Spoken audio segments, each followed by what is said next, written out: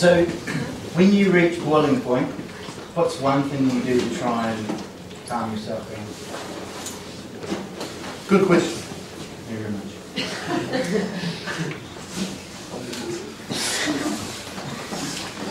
much. We've been working this week in my classes with what we call the tension scale. So the tension scale, it starts from 1 and goes all the way up to 10. So you map it. You map where you are with the tension.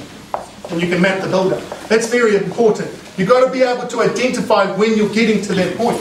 The sooner you can identify when you're about to explode, when you're about to burst, the better it is. You know, so you've got to think about what happens in your body physically when you start getting angry. For me, my jaw gets tight. I get hot. Start getting frustrated really easy. When I start moving around, things start banging a bit more, you know. The cupboard door bang. Oh, I'm feeling a bit tense, obviously. I got 2 little kids at home. I told you what happened to me when I was a kid. My 2 kids have never been smacked in their life. Not even nothing. I did it to prove a point. I did it to prove a point that you don't have to smack your kids to have good kids. And man, I have good kids. My kids are getting, you know, I don't know, all the systems changed now. To begin with, my kid started school, he got A's. I never had an A in my life. My son comes home, he's first year school, he's got A's on his thing. Here's me running around the lounge, my son got A's. I never got an A in my life, my son got A's. My son's looking at me like, is that good, Daddy? He had no idea, he didn't even care. I'm going to go play, Daddy. Here's me jumping around, whoa, you got A's, you got A's. Can I play, Daddy? You know, he's not bothered with it at all. But the bigger thing was, they've never been smacked. They don't know anything about it. And so they shouldn't. And I have beautiful children. I love my children so much. When they do something wrong, we have to talk about it. That's probably the worst punishment of all for my son. It's like, oh, here we go. He's going on and on and on. But, yeah. And, you know, that's helped them to deal with their problems peacefully. So if I find myself getting up to that level, that means time out for me. That means I've got to have some time to myself. I've got to own it. I've got to say, man, I'm feeling like I'm getting to boiling point. Because, man, you can stuff up so easily.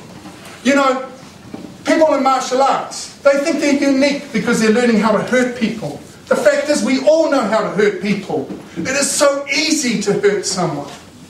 The challenge is not hurting at all. That is the real challenge. You think about it. You know this at high school. You know what this is like. I'm sure you see kids get hurt every day. And I'm not just talking physically with fists, but in all other ways. I bet you know kids that have been shunned, that are not allowed to join in certain groups. Kids that have been put down. You might even see it happening from adults. Adults putting them down. Man, I hear about that all the time.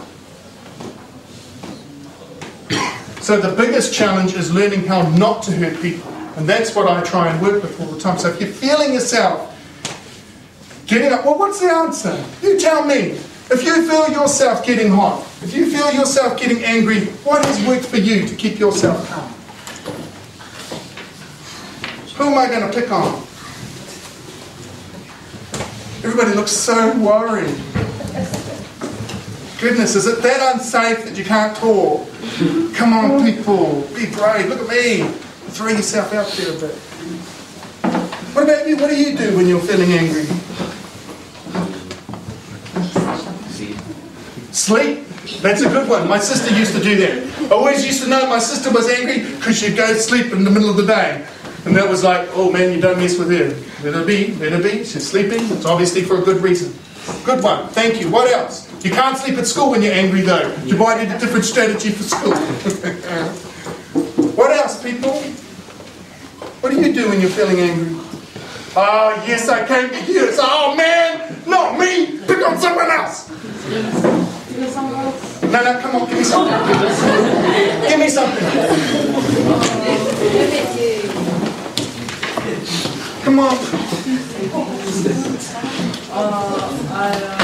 There's no wrong answer. Apart from hurting people. Okay.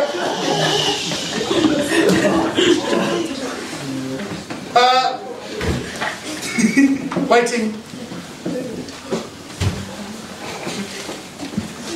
Yeah, I'll come for you.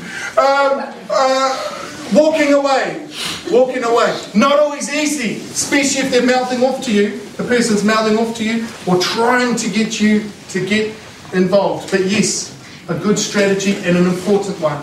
If I'm angry with my kids, I'll even say to them, you guys, you go to your room. Not because you're in trouble, but your daddy's needing a bit of space right now because he ain't feeling too good. So go to the room. And that's important. Otherwise, I will go to my room. But the thing is, if I go to my room, I'm sitting in my room, my door is closed, man. It is closed. I need some time to myself. I can hear the footsteps coming down the hall. Where's Daddy? I don't know. He must be in here. Let's go get him. Let's see what Daddy's doing. Don't open the door, man. Don't open the door. Daddy, I'm having some time to myself. But I want to show you something. I'm having some time to myself. Just give me a bit of space, please. Boring. Or if they go back down the hall. Especially my daughter, she likes to challenge me. You know, when my son and my daughter were growing up, right? My son, I would say, you need to clean up your mess now, so we get it done, right? You steady, off he goes. My daughter, okay, you need to clean up your mess, get it done. No. Huh? No, I don't want to do it. Clean up your mess. Do it now. No. Hey, who are you? Who do you think you are? She's a tough one, my little girl. You know she's got it there, that's for sure. All right. Where are we? The boys down here on the floor. What do you boys do? What do you do when you're... Come on, give me an answer. What do you do if you're feeling angry? Give him a hiding. Well, you know, that's a strategy you could try, but I guarantee it's just going to make your life darker for you. You know, when I was saying before about the police, when I got to be a teenager, I reached out for help.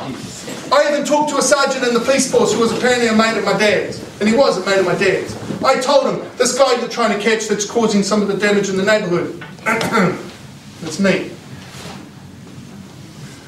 He said to me, why are you doing that? And I told him what's going on at home. I said to him, my dad's putting a knife to my throat. He's threatening to kill me. Rather than face my dad, this officer of the law turned around and says, don't let me catch you doing it. And walked away. And then from then on, when anything ever happened in the neighbourhood, the police tried to get me. I had nothing to do with all this other stuff. But they were trying, they thought, well, it's obviously him. So they were taking me down the station. They were like mates with my dad. They knew what was happening in my home. They knew what was happening. But they were mates with my dad. It was like this troubled teen, this reckless teen. Let's take him down to the station and try, you know, and the opposite. We would sit on the opposite side of the chair to me, I'll be there. And he said, oh, come on, Tim, you can tell me. I know you did it. We know you did it, Tim, you can tell us. I was looking at him. Man, if I say yes, I know that something's bad's going to happen to me. So there's no way I'm saying anything. But yeah, so your idea of giving others a hiding, I don't think is going to work so well for you. It'll come back on you. I promise you. What about you down there? What a strategy that you use? You're going to get angry. Go for a walk. Give yourself time to think. That's a good one. The other one, I like that one. That's a good answer. Breathe. Breathe. Take a moment and breathe. When people get emotional, they don't breathe. You watch the next time you're around someone who's angry. You watch their breath. It'll be really short. And at times they won't even be breathing. When you're like that, it doesn't matter about the emotion, whether it's fear or sadness, it stops oxygen from going to the brain. So if you actually stop and breathe, oxygen goes to the brain, widens the perspective. Breathe. Stop and breathe. The red light is a good one. Just red light, just stop. That's really important. My biggest thing is I didn't want to hurt anybody. I don't want to hurt the people I love. I don't want them to be afraid of me. I was petrified in my family. I don't have a mother now. I don't have a father. because of what happened in my childhood, because of all that damage that was done.